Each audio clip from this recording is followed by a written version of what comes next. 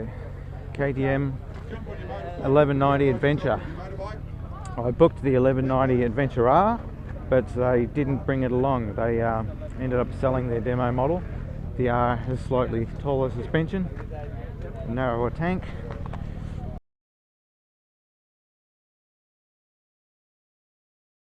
Oh, first impressions, it's fairly tall. I'm a fair way off the ground compared to my V-Strom. I'm tippy-toeing the ground. I'm only 179 centimetres, so I'm not the tallest in the world. It feels fairly comfortable. It's not too bad, not too high off the ground. The R model is a lot higher than this. I think the R model is about another 25 mil or so higher off the ground. I love the sound of this engine. Big V twin. The traction control is on, the ABS is on. You can turn them on and off depending on which mode you want to be in. Alright, here we go. Feels really comfortable. The seat feels really firm and nice. First impressions are, compared to my V-Strom, I'm a little bit closer to the screen and the dash. Talking about the screen, that is fully adjustable. The seat is also adjustable. The foot pegs feel like they're in a little bit of a different spot for me, but not too bad. Fairly comfortable. So on this KTM 1190 Adventure, you've got 4 different modes of engine control. Those 4 modes are Sport, which is the most aggressive setting, Street, Rain, which is a bit more mild, and Dirt, in which you can turn off the rear ABS. So we're in Street mode at the moment. So to change modes on this, you've got to be throttle off. Then you just press the button and change the mode. You go into the mode selection and pick the mode you want to be in. And each mode has different settings for traction control and ABS. I feel like I need to be sitting a little bit further back in the seat and sort of off the back of the seat. I'm not a big guy, but I feel like I should be sitting a bit further back, but that could be just because I'm used to my V-Strom and I'm sitting a little bit further back on that compared to this. It definitely feels like it wants to go. It's definitely got a lot of power, as you'd expect from a pretty much 1200cc engine. So on the dash there, you've got an analog tacho, just taking care of your revs.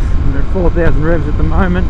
You've got a digital readout on the right, which is your speed, and your gear selection up the top left. So I'm in 3rd gear, 50 kilometers an hour. I've got a clock underneath that, it's 9:48 AM.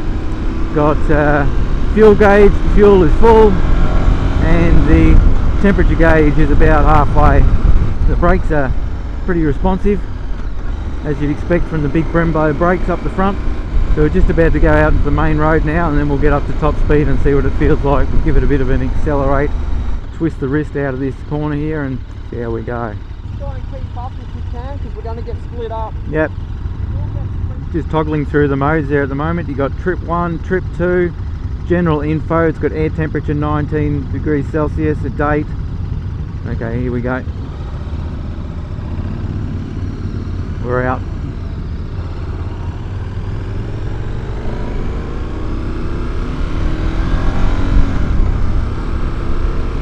I'll just hang back a little bit from the crowd and let them get ahead, and I'll just test out the acceleration on this little bad boy. Alright, 60 kilometers an hour, 2nd gear. Let's see what happens. Red line, sorry, another red line.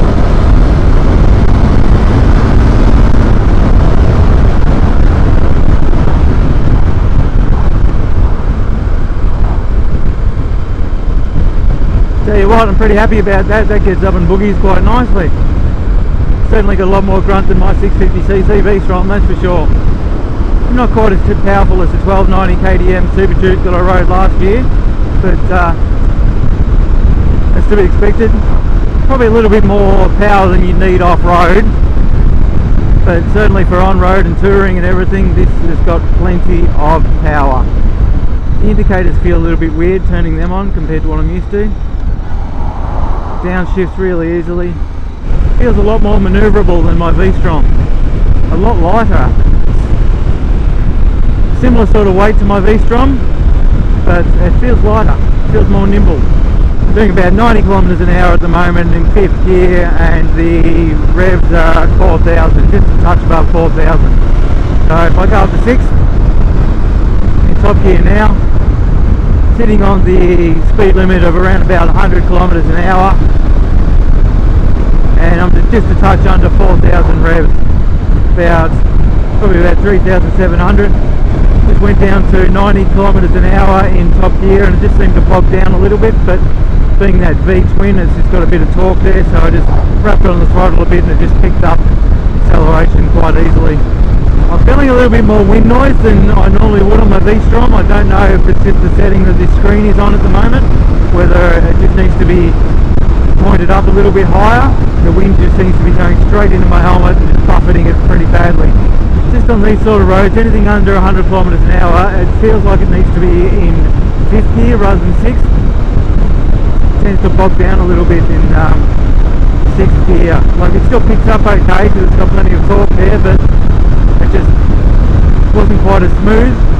So one cool thing there is you've got a on the favourite screen right there, on the mode screen, is it's got a fuel range. I'm assuming that would go up and down and adjust itself depending on your riding and how many litres per kilometre you were using, depending on your riding. If you're just cruising, you might get a longer fuel range estimated on the screen there. I did read in an online review that you get 500 kilometres out of the tank, but it's saying 320 at the moment. The gauge is saying full, but it might not be completely full either. So it has been out for a couple of rides and they might have thrashed it a bit. That might be throwing that reading out a little bit. Some other bits of information you might find useful if you're interested in the KTM Adventure 1190 is that it has a 23 litre fuel tank. Dry it is 217 kilograms, wet 235 kilograms. In sport mode it is 148 horsepower. That drops down to 100 horsepower in rain mode and dirt mode. It has a ride-by-wire throttle, obviously, which allows all those traction control setting changes, and it has a slipper clutch. It has a quite generous 15,000 kilometer service interval, which is pretty good. It has a tyre pressure monitoring system. Have a look at those views out there, that's just absolutely marvellous. It's even better because I'm sitting atop a KTM Adventure 1190. Oh, this guy's just run off the road, just run it wide into the gravel. Oh no, that was good. I'm glad he picked it up and come back on. I was expecting the worst then. Okay, so here we are coming up to the turnaround point here. We turn around and we go back. I'm really liking this thing so far. It's a great bike. It's very, very nice to ride. I was hoping for a little bit more of a break there at their turnaround point so I could try and adjust this windscreen.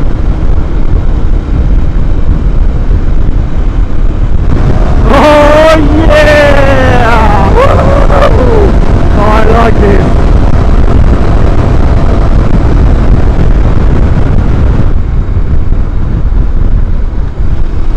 It brakes like a demon. It brakes like a demon. I love the braking. It feels very, very responsive, but not overly responsive, not too sharp, not too sudden. It comes on nice. Very, very good. One of the things I like most about this bike is the almost limitless amount of electronic safety features. It's these features that lead KTM to claim that they have built the world's most safest motorcycle. One of the coolest features I like is the lean sensitive traction control, which can actually detect your lean angle of the motorbike and adjust the amount of traction control or slippage that it gives the bike depending on the lean angle. And another thing which I really like is that when you apply the front brake, it also applies some rear brake nice and gently as well. This can be turned off if need be, or you can just simply put the bike into off-road mode. I love the engine sound of this. It sounds awesome. Well, a bit further to reach the ground when I pull up than I'm used to.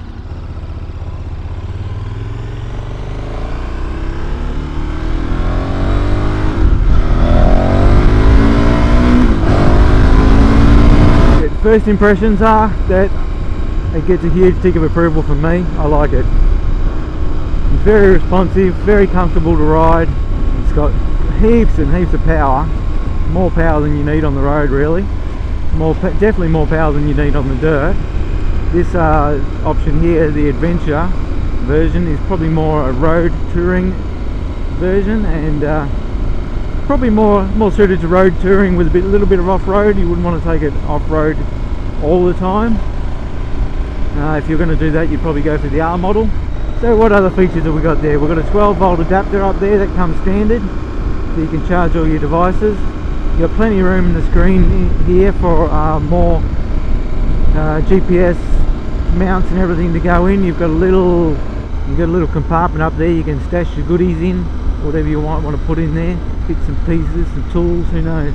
So I was a little bit hesitant when I turned around at the other end in the gravel. We had to do a tight turn in the gravel, and I was a little bit hesitant with the height compared to my bike, so I ended up putting my foot down just to take it easy, and you know, loose gravel everywhere. I didn't want to have a silly little accident, but it's just a matter of getting used to. I don't think it would be an issue once you were used to it. Very nimble, like switching from side to side is just so easy.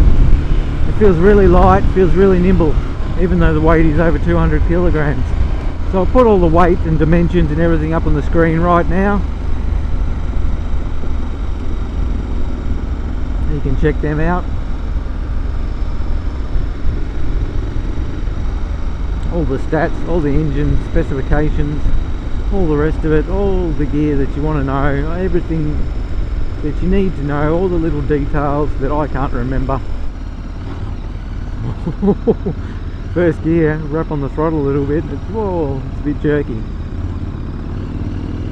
It's very jerky in first gear. You can get used to that though. I like it. If I had the money, I would buy one of these. They're a little bit beyond my budget. Very nice bike. It feels comfortable, very comfortable. Get out of the way, Mr. Oz. Your turn, is it? My turn. There's a little bit of buffeting from the screen. I was copping it in the helmet, so. Oh, really? You can adjust it. Yeah. Give that a go. Thanks for that.